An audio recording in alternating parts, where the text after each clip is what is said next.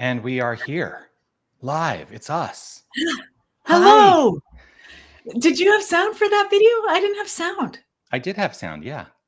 Oh, thank God. I don't know. Couldn't hear any sound. I was like, I'm watching it going, what? Hey, everybody. Hello. Hello. I'm assuming you're in the driver's seat because that all just happened as I was sitting here going, oh, what's happening? This is my week to be in the driver's seat. Yes. Nice. And I thought before we went live, because I could see your little thumbnail there and we were not on the screen together. And I was like, should I just go? Because it's time. I'm like, I think I'm going to go and it'll just be what it's going to be. We'll make it work. Yes, it's going to be what it's going to be. Yeah. So here we are. It's the RANT, Radically Affirmative New Thought. And I'm Dr. Jonathan Zenz, Dr. JZ. And who are you? Hi, Dr. JZ. Hi. I'm St. Steph. Any more to that? Is that it? Yeah. Steph St. Amand, and I am here to rant a radically affirmative new thought. Love it. We have. I was mentioning to you earlier that I am just. I think I'm like vibrating high frequency between bee and hummingbird today, so we'll see how we go. All right. Today, kind of one of the things I'm really feeling like I'm going through is, frankly, I'm feeling a little tired today. And whenever I feel tired, here's one of the things that I do. I step back and I think to myself, God, the creative source, its very nature is inexhaustible energy. And so if I ever feel exhausted, I think that there's that element in me that has forgotten that I am a facet of that. And the energy for me is inexhaustible. Doesn't mean I don't need my time for respite and downtime and rejuvenation. But I've had plenty of that. I got plenty of sleep last night. So I don't know why it's like, oh, I feel tired. Well, I can either accept that or not. So I'm choosing to accept a different idea. Yes. Yeah. What a radically affirmative new thought. What? We don't have to accept where we are right now if where we are isn't where we want to be. Exactly. It's amazing. Yeah. Amazing. I love that. Actually, how you just started that, I started hearing Christopher Walken, inexhaustible, I bet you could do it, Christopher Walken. I've never been told that I sound like Christopher Walken, but I guess there's an element that I'm growing into that makes me sound more like Christopher Walken all the time. Yeah, that's fun. Yeah. We're here. I wish I could do a Christopher Walken now. I can if I'm not put on the spot. I'm like, do I dare try to do a Christopher Walken impression? And I'm gonna save you from that. God, Actually, I many years ago, I was in a production and it was a political satire, and we don't usually go into politics on the RANT, but I was in a company. We were doing a political satire during the George Bush presidency, and I understudied the person who played George Bush. So I don't look anything like George Bush. None of us looks like the people we were playing. But I had to really work on developing the kind of George Bush impression, getting sort of the cadence of his voice down, sort of the tone of his voice down, and going out there and saying, I'm a uniter, not a divider. And yeah, I had to really work on that. And so I still have this George Bush like thing in my brain and body a little bit. And I don't think it's horrible. I don't know. I think that was a really good job. Doesn't do me any good now. Yeah. So good morning, everybody. We see you. You're watching. Yes. And we're here to have a radically affirmative new thought alongside you, right? Not for you, alongside you. So if you have thoughts, questions, conundrums, paradoxes, some more words that mean those things. If you have any of those things, let us know. Let us know what you want us to talk about, rant about, defuse or infuse. We want to have a conversation with you. not just me and Jonathan, we can talk for hours, no problem. But if you have something you want us to talk about, please feel free to put it in the chat. And in between Wednesdays, we have provided our email addresses. Like, it's right there. And you feel free to email your questions that you would like us to chat about. Absolutely. Feel free to do that. You know, the way that you just kind of constructed that, and I love that you really brought to mind this idea that we're walking alongside one another, because I think sometimes there's a concept in spiritual community that, oh, you know, the spiritual leaders, the ministers, whatever title they have, the spiritual directors, whatever, that people sort of put a hierarchical relationship into their own minds around the way we might interact. And I'm always seeking to say, no, while I have additional training, we're all in this together. A lot of my messaging recently has been really about how do we encourage the notion of working in spiritual cooperative communities. Like, as a community, can we be a spiritual cooperative rather than a place where we are coming and just consuming ideas, right? Yes. Because the consumption of ideas is not enough. We talked about this in class quite a bit. My approach to New Thought, my entry point into New Thought was intellectual. Like, it was an intellectual study, but the power of New Thought invited me to go beyond the intellect and deepen into an embodiment of the ideas that I was learning. And I referenced a spiritual leader. I think it was Eric Butterworth, and I have to go back and see if I can source the quote, and I'm going to paraphrase the quote, but he basically said, whoever it was, I'm pretty sure it was Eric Butterworth, said, our work is not to intellectualize the spirit, but to spiritualize the intellect. And I've really carried that with me to say that my quality of life, and that's one of the things I'm always talking about, is the quality of life. The quality of my life has been greatly enhanced through the application, not just the understanding, but the application of New Thought principles. Yeah. So we're in this together. Let us be a spiritual cooperative. I mean, Ernest Holmes, decades ago,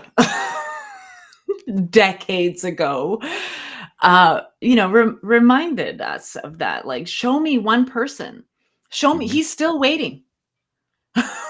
He's still waiting for that one person, right? Because he believed, like, 1,000 of us, if 1,000 of us were really enlightened, were really awakened, we would see a different experience in our outer world. It's like the 100th monkey theory, right? There should be enough of us. And back then, there was only like 4 or 5 billion people on the planet. We've doubled minds and hearts on the planet, and we're still operating like, how do we? It takes a village. None of us are getting out of here without other people around us, right?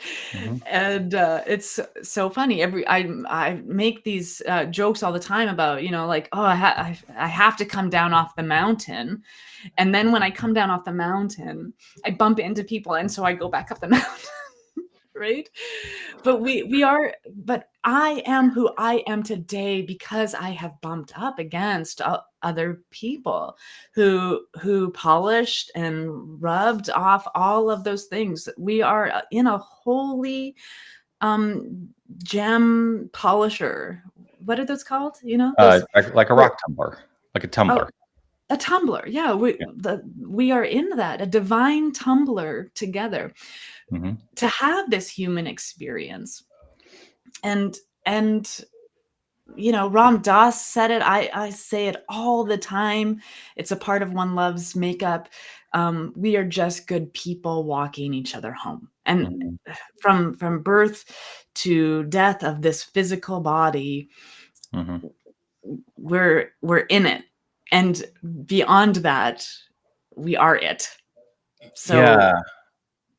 this journey is together. One of the things you make me think is do we have the willingness? This is maybe a question that can, if you're out there, answer this question.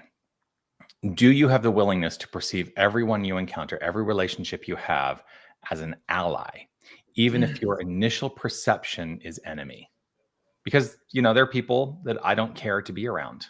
Mm-hmm. I'm not going to deny that. There are people that I don't care to be around. I don't seek them out. And I pray for their highest and furthest. Mm-hmm. But can I begin to look at those people as allies in my spiritual unfoldment? Mm-hmm. Because there is something in them that is, and I'm going to use this word. This word gets a lot of weight in people's minds, but I mean it in a more literal sense. Rather than attractive, they are repulsive, right? Mm-hmm. And their behaviors may be repulsive. Like, I don't want to be around it. I am repulsed from that behavior. Mm-hmm. But can I begin to look at them as allies? Because what is repulsive in somebody else, people don't like to hear this. What is repulsive in somebody else is a reflection of something within me. Mm-hmm. Mm-hmm. And so if we can look at everybody as our allies, then we actually can learn great spiritual lessons from every relationship, whether we call it a positive or a negative relationship. Yeah. Yeah. Because it's the human in us that is labeling and judging those things anyway. Yeah. Yeah. The turn for me recently has been the sacred friend, right? The person who has rubbed up against me the most is a sacred friend, an absolute sacred, like every day on this side of healing that relationship for me, which was for me moving away from the experience. Mm-hmm. Whenever something amazing happens, I thank that sacred friend, because that sacred friend for me, I will not speak their name again. This is the polished how polished this person helped me become. Yeah. Is their name to me is now sacred friend. And every time something good happens in my life after this point, I thank that sacred friend. I would not be having this experience had I stayed in that one. Mm-hmm. I would not be having this joyful moment if I had stayed over there, pointing and looking over there as a reflection. When I was with that sacred friend, I was a reflection. Mm-hmm. And the work that we get to do from those experiences of that repulsive behavior, and because those are the words I was using, that's repulsive behavior, that I had to see myself as my sacred friend, or I Mm-hmm. would not have been having this experience. I needed that reflection so that I could see where I need to tweak my ego, Mm-hmm. where I need to tweak my purpose, Mm-hmm. where I need to tweak. And so that's the tumbler. Yeah. So that sacred friend, it's been such an amazing experience that that was God ordained. Mm-hmm. That relationship was on purpose so Mm-hmm. that I could be more clear in the vessel in which I am in. Right. And never underestimate the fact that, in the tumbler, that the rough edges being washed away in you are also washing away the rough edges in that other person. Yeah. That's the nature of things. There's a song that we sing called Rolling River God here. And, the metaphor is, you're a stone, and when you're in the immersion of the divine, it is polishing you, right? So we're talking about the same thing. Well, that kind of sets up the paradigm of God as something out there, but we are all polishing each other. Yeah. What if we really approach life from that point of view? We are all polishing each other. Yeah. Mm. Well, that's exactly what is happening in every interaction between Mhm. two. Mhm. It's really only a interaction between one. But, to s to be in an interaction with someone, you are giving a piece of yourself, Yeah. and you are receiving a piece of another person. Mhm. Like, I I love driving around and blessing everything I see. Everyone I see, I'm driving, I'm at a red light, and I'm blessing the businesses. I'm blessing the people waiting for the bus. This is something that I do all the time. And there's driving home this past week from somewhere, I'm at a red light and I scan, and there's this beautiful young adult waiting for a bus, and she's looking down, she looks up. I intentionally and purposefully smile at her, Mm. and she, like, caught herself looking, and then realized what had just happened, turned back and beamed a ear to ear smile at me. And I was like, this is the moment to talk about. This is the moment, not the stuff that just ughed on me, Mhm. but like the joy that we can have and create in the life of another human being simply with a smile of Mm. intention, an intention. And Mhm. I've been doing that for years and years and years. I bless everything, everywhere, everything, all the time. And I have a pocket full of those experiences because I choose to live that way, to live consciously aware. Now, I'm not saying road rage doesn't happen, y'all, because it does. but Speak for but for the yourself. most That part. never happens for me.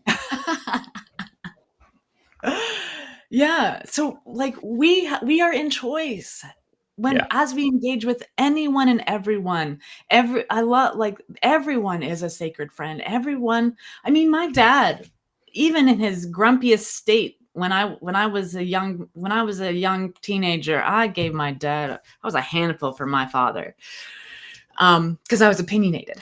Mm. You? Yeah, I had some opinions, and I wanted him to know them. Um, but even he was like, a stranger is just a friend you haven't met yet. Like, even the gruffness in the world, it's just an opportunity for you to find a commonality, to find this common unity that we are one, and that we have this something here energetically. Mhm. There it really is nothing but energy happening. Mhm. Nothing but energy is happening, and when we are in front of other people, we are sharing in that energy. When we walk into a space that has been filled with people, you it's palpable, it's energy. Yeah. So how do you want to feel? How do you want others to feel in your presence? We Mhm. have a say in that. Yeah. There's a and there are different ways that this unfolds, right? Like, For sure. here's my desire is kindness, right? I Mhm. desire I desire for myself to be kind in all situations, because I know that if I exude kindness, then what is reflected back to me is kindness. Uh, Mhm. but there's this meme that goes around. Every time I see it, it makes me laugh. Um, and the way it's phrased out, what it says is, there's a misconception that spiritual people are always nice, Mm. right? And then it continues. Sometimes the most spiritual thing you can do is get your throat chakra in alignment by telling people to get their crown chakra out of their root chakra.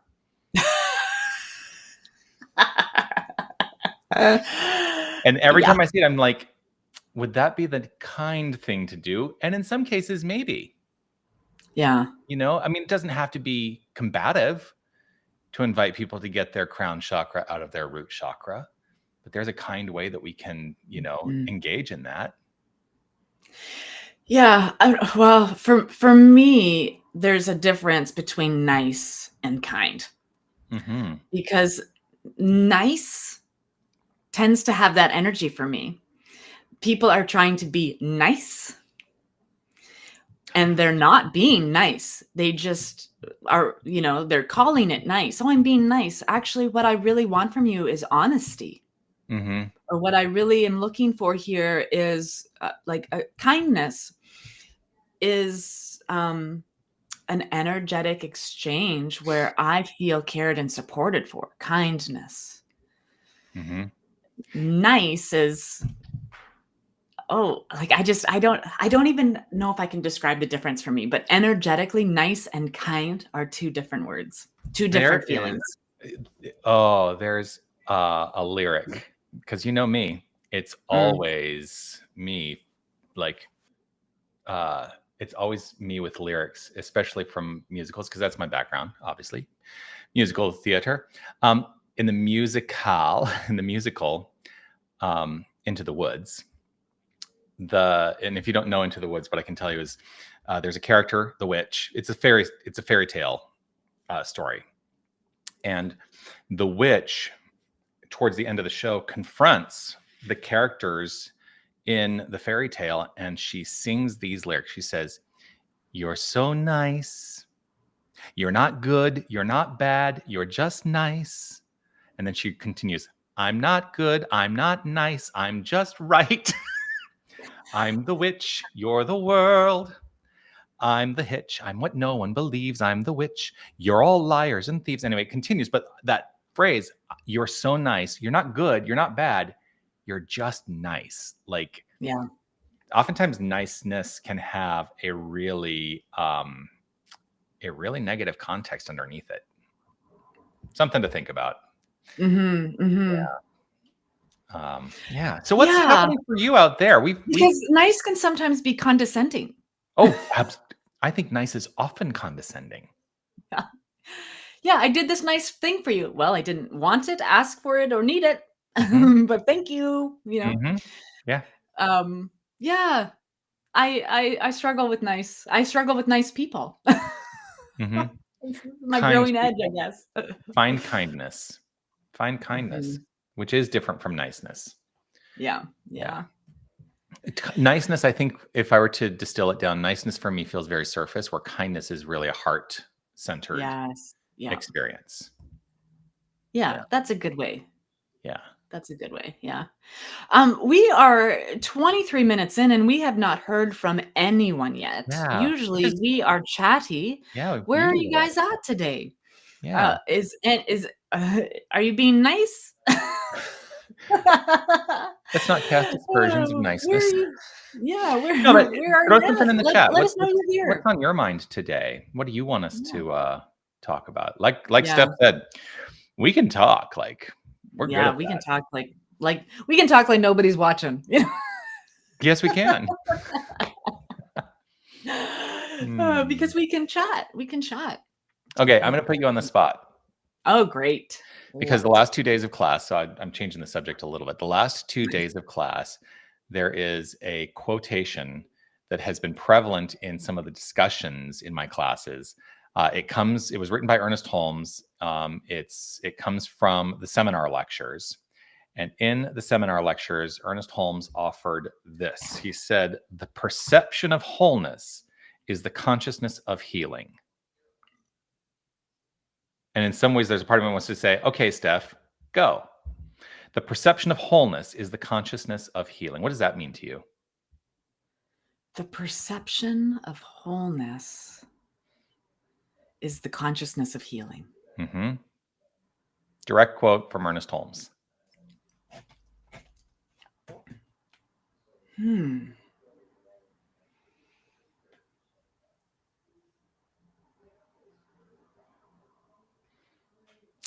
While you're thinking about that, I'm going to do a quick shout out. We got a comment. Say hello to Megan. Love Hi, the conversation. Megan. Yeah. Megan's in my class and nice. Was in class with us last night. So this is not the first time she's heard this quote, because I referenced it last night. The perception of wholeness is the consciousness of healing. Yeah. Okay. I get it now. Because there is nothing to heal. Right. So the consciousness of wholeness is healedness. Because there's nothing to heal. So if I remember who I am, which is whole and inseparable from that which cannot be separated, there's nothing in me that needs healing. Right. So it would be. So let me ask you though this question: the word perception. What do you think he means by perception? Because he says the perception of wholeness. The perception of wholeness is the consciousness of healing. The consciousness of healing. The moment we perceive ourselves as whole, we are healed. Why is that so? Because it's all mind. And? Anything. See, this is, my practitioner students hate this because this is literally like the kind of conversation we have sometimes. Hey, practitioner students of Dr. Jonathan. Dr. Jonathan was my mentor for 3 years of ministry. I got this conversation every Friday. For 3 years. For 3 years, yeah. Yeah, explain this to me. But you already know. Yes, I do. I mean, well, actually, let's not assume that. Let's not assume that. That's I right. have my own relationship to quotes like that. It does not assume, that does not, let us not assume that I know. Yes. I only have my own understanding of what I think it means. And sometimes I seek out, other ideas and ponderings upon things like that, because here's the thing, I learn from it because of what other people express to me. That's what I love about that kind of dynamic relationship. That's what I love about being a teacher. Yeah. Yeah. I think of it's funny because I never market any of my classes by naming myself as the teacher. I never say I'm the teacher. I always say I'm the facilitator. Facilitator. What I say is my point of view is I'm facilitating the conversation that is going to invite us all into greater spiritual awareness and a greater path to spiritualizing the intellect. Yeah. Yeah. Who am I to teach anything? Yeah. Yeah. Yeah. That's what I love. A facilitator. Because that's all we're doing. We're facilitating a conversation that allows maybe the opportunity to have a new thought. Yeah. So this word perception, the perception of wholeness. Yes. Is the consciousness of healing. I think that's the key. Personally, I think that the key is the word perception. Yeah. Yeah, because how we return to our wholeness is by changing our perspective. Right? I have okay, so I have a real thing. I was diagnosed this past year with gluteal tendinopathy. And so we found that after a year and a half of extraordinary pain that I have physically been feeling. That extraordinary pain has helped me, guided me, led me, and moved me into a greater perception of my wholeness. And knowing what it is allows me to shift my perspective or my consciousness around the healing process that is required. Now, I don't know who knows anything about gluteal tendinopathy, but it means that my muscle is literally pulling itself off the bone every time I bend. Every time I bend over, like if I feel something, it's pain. So, but now that I am aware of this diagnosis, my treatment has changed, my meditation has changed, my affirmations have changed, so that I can have a deeper understanding of the core root of what that thing might be. In that, so I am in perfect alignment. know my whole self. My body is engaged in staying connected and in one piece. Like these are things that, so connection, alignment, fusing, infused. It's what, as we change our perspective and our consciousness around what it is that is happening through us, because nothing is happening to us. It's for the human expression to experience healing. My soul, my mind, my wholeness, there's nothing to be healed. So I change my perspective on, or my perception of pain or suffering, so that I can find the sacred in it. There's a interesting way that you kind of touched on sort of where this conversation last night, part of where this conversation last night went in the class I was teaching. So but there are two things. Perception is a manner of seeing, right? So what is the manner of seeing? And for me, that ties in. I think Ernest Holmes, in his, the seminar lectures came in the relative linear progression of time, came late in his life. It was the late 1950s that he offered those lectures. But I think that there was an influence of, the quantum mechanics that were really being explored, and quantum theory and things like that were in stages of development even at that time, because there's the observer effect. And the observer effect basically says that the form is a product of the observer's observation. I'm not going to get too much deeper into that. So in what way? The perception to me means in what manner am I observing? And is my point of view, you basically have said it, is my point of view a perception of disjointedness, or is it a perception of wholeness? And if I perceive myself, and if I perceive my circumstances, and if I perceive my experience as whole through the point of view of wholeness, then my experience becomes that.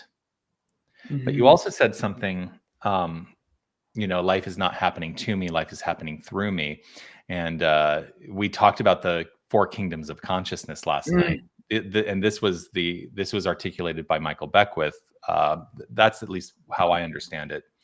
And the 4 kingdoms of consciousness that he offered were: life is happening to me, and then we grow into life is happening by me, and then we expand beyond that, life is happening through me. And then the 4th kingdom of consciousness, which in his estimation was the pinnacle, is life is happening as me. Yeah. Right. But I think there's a 5th kingdom of consciousness. This is my take, and what I'm really trying to put forth into the world through my own connections in ministry. And we're starting to put together a retreat for the Unity Southwest region for next June. And this is the point of view that we're going to be putting forth for the entire region, that life is happening as we. To bring in that collective understanding that we are a spiritual cooperative, and not a single one of us is in this thing alone. We do not have to think that I think there's a lot of siloing that happens in our culture, and it is supported in the New Thought philosophy, which really seeks to promote individualism in a big way. I often go to that quote of Ernest Holmes: "One alone in consciousness with the infinite constitutes a complete majority." And I hold to that because it invites me to a sense of my own understanding of spiritual power, not force, but recognizing that I have spiritual power, right? But one alone in consciousness constitutes a complete majority. Well, 100 in conscious alignment, what does that do? Because we've now created a consensus in consciousness, and that can uplift the world. We actually see this happening. We actually see this happening in sort of an opposite way, because there's a dominant conversation right now happening. I'm just going to reference this country. There's a dominant conversation happening in this country of othering. And I see the results of that infused in so much beyond just that conversation, because there's a conscious consensus that people are agreeing to. And I'm not agreeing to it personally. Just want to be clear. But we have an opportunity, each and every one of us, to redirect in a new direction, to redirect that conversation and redirect the consciousness so that it is leading us and inviting us into a greater sense of cooperation rather than competition. So yeah. Mm-hmm. Yeah. Oh, othering. Oh, it's a learned behavior. It's an absolutely learned behavior. The sad thing is, absolutely, it is taught. It is taught. I mean, we are taught to other.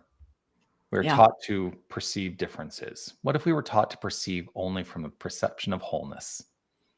Can you imagine? So what we need to do is get 100 people and our own little village-like experience so that we can experiment with this thought that what if we only come from a place of wholeness and togetherness and unification? What if? What would that look like? I had the thought today. I was like, I'm just fixing up the hair, and I thought, what would life be like without social media? Like what would our day look like without social media? Like, I remember those days. I remember, yeah. I vaguely remember them. I vaguely remember them. I remember dial-up and being very excited about it. But at the same time, we are bombarded with the other 24/7 because we have devices in our hand. Right. That I mean, I live with folks, and I tend to not spend a lot of time on this, but I'll be in a room watching something, and the others are scrolling. And I'm like, how we just scroll, and then I'm like, well, if they're scrolling, what's on here, right? And we get lost in the doom scrolling, and because there is so much access, even beyond what would life look like without social media, what would life look like if we kept some of our opinions to ourselves? What would the world look like if that thing we learned in kindergarten, right? If you don't have something nice to say, don't say it. Right. I was gonna say, I don't know that it's a matter of keeping our opinions to ourselves. It's finding constructive ways of expressing our opinions that are not harmful or destructive. That's right. Yeah. So I get, like, I'm looking for a new question. How do we live in this world? How do we shift the perspective of othering? What is the question I want answered? is the thing, like, how, because it seems so simple. If it's love, let's go.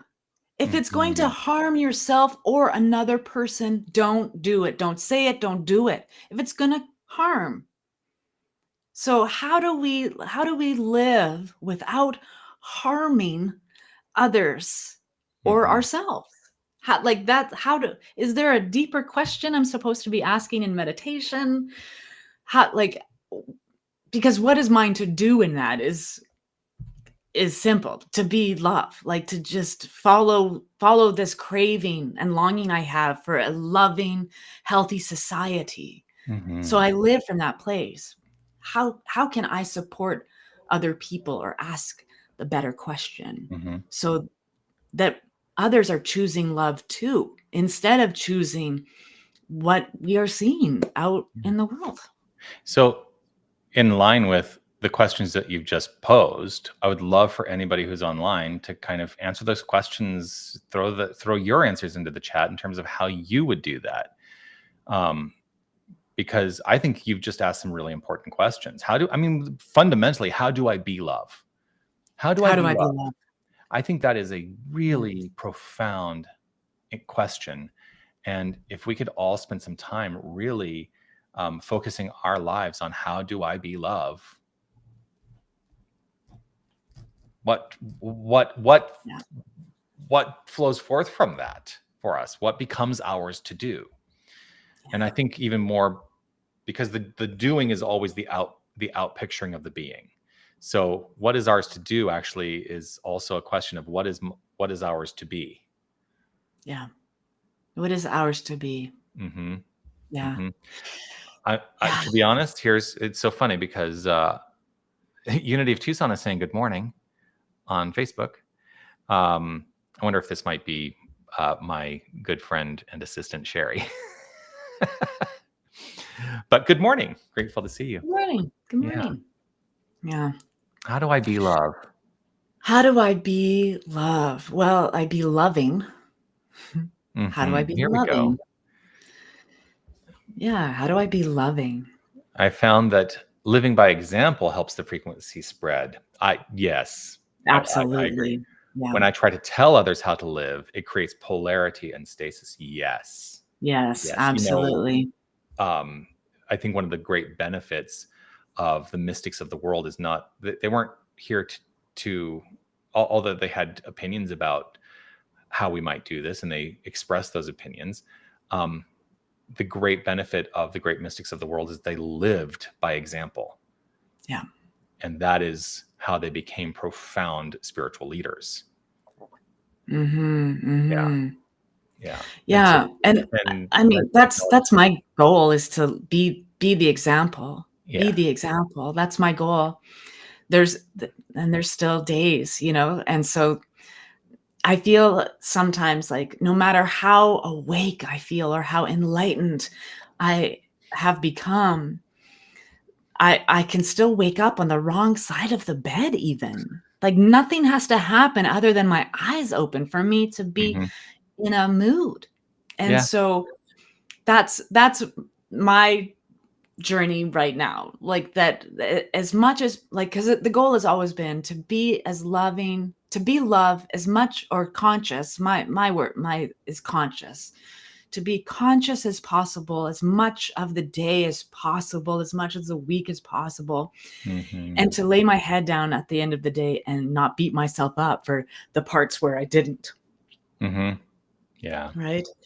And so, just waking up and turning immediately to that place of eyes aren't even open yet. Mind is on love. That's my next goal. And I'm ready to check mark it off. Sherry says, I be love by remembering who I am. Mm-hmm.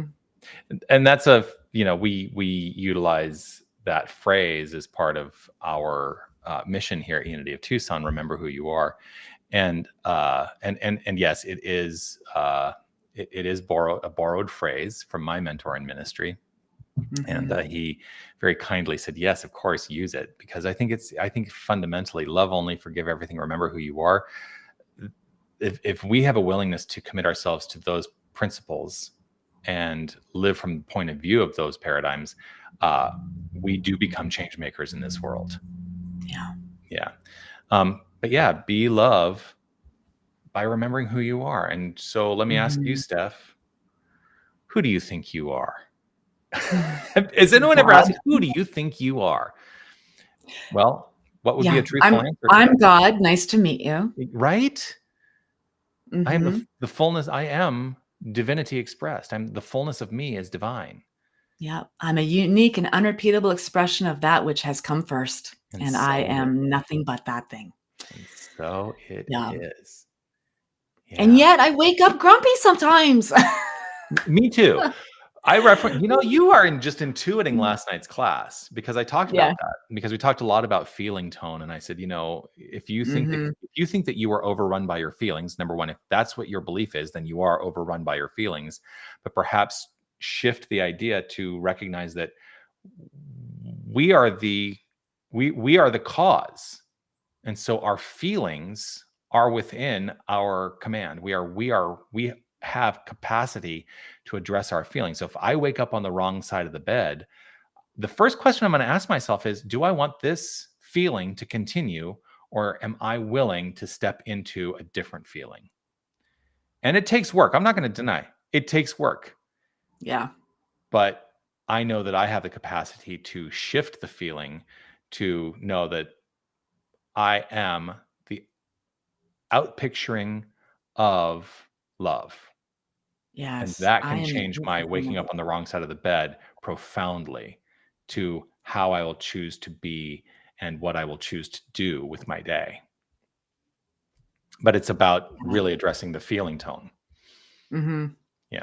I was just thinking, like, next time I wake up on the wrong side of the bed, I'm going to get back in, roll over, and get out on the other side and say I'm choosing something different, and see if that does anything. I can get out either side. I have the choice to get out of either side of the bed. That's true. I'd have to be aware of, like, my dog or my husband. I don't want to roll over them to get out on the other side. They're a part of it.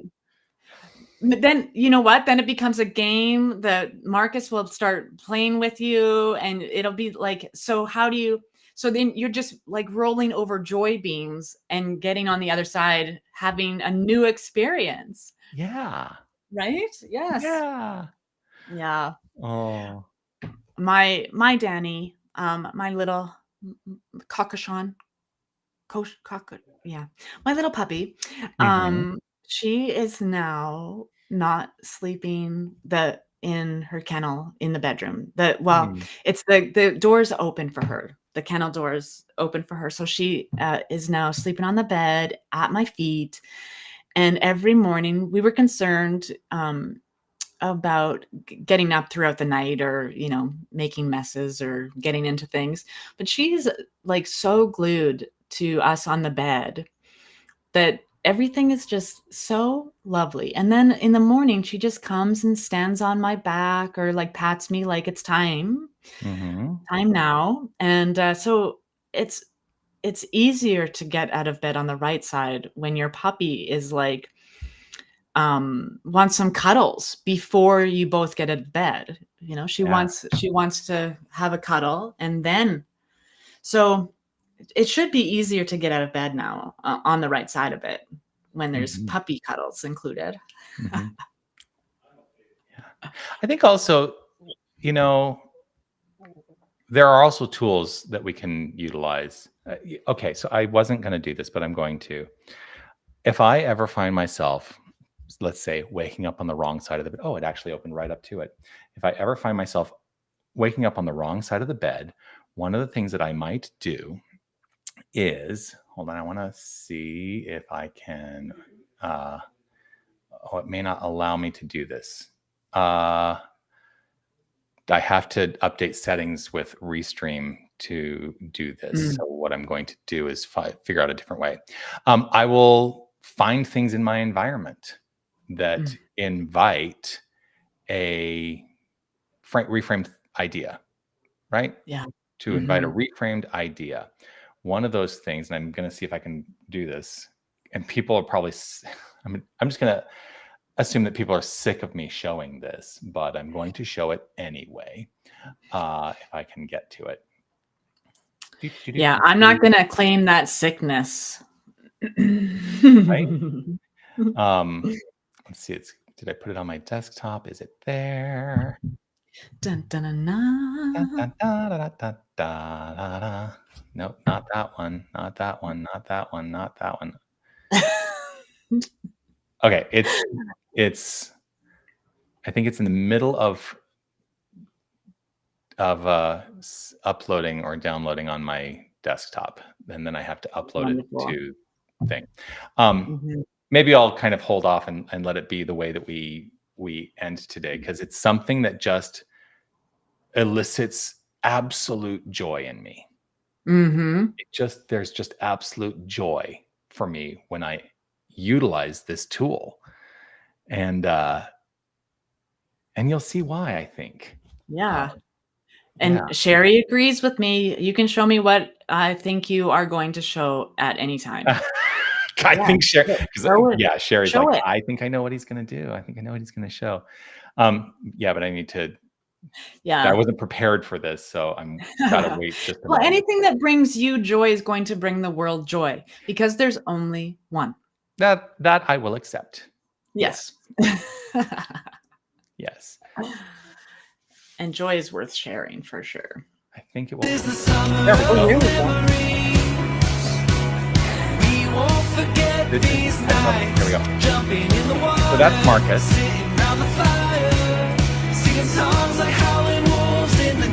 Is this his first time in water? Have you not seen this? This was Marcus's first time in a lake.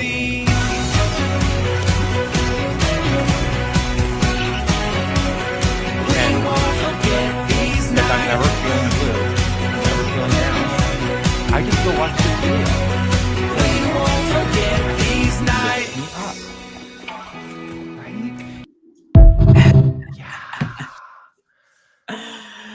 Yeah.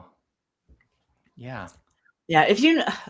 If you have the means and the resources, I'm going to preface this. If you have the means and the resources and you want more joy in your life, get a puppy.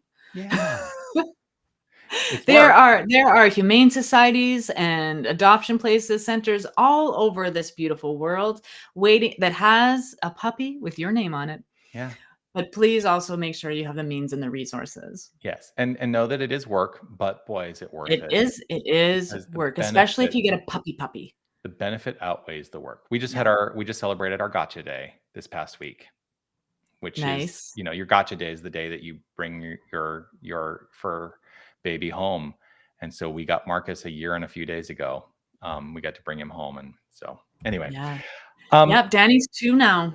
Yeah. Her gotcha day was July 28th. Mm-hmm. Yeah.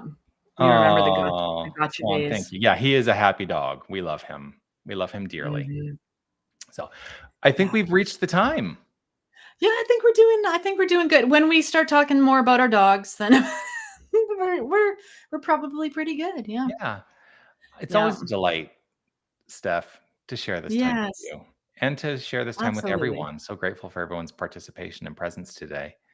Yes. And if you are watching on the replay, let us know if you got any nuggets, or let us know the nuggets you did get. Yeah. In the comments, we go back and see things for sure. Mm-hmm. And we love continuing to engage in the conversation. We might be ranting here live once a week for an hour, but in our lives, Jonathan and I are ranting pretty much 24/7. So just continue in your beautiful journey of radical affirmative new thinking and have those beautiful new thoughts for yourself. We'll be back here next Wednesday. You can email us. There's my email address. Yes. Steph's email address is over there. I'm like, which way? Hard to point. Yeah. Oh, here. Yeah. This one. Yeah. Reach out and let us know what's on your mind. Love to hear it. And reach out and grab faith. Yeah. No, that's not the song, but that's the song. And we'll see you next week for another edition of the Rant right here. Bye, everybody. Love and blessings. Peace, everyone.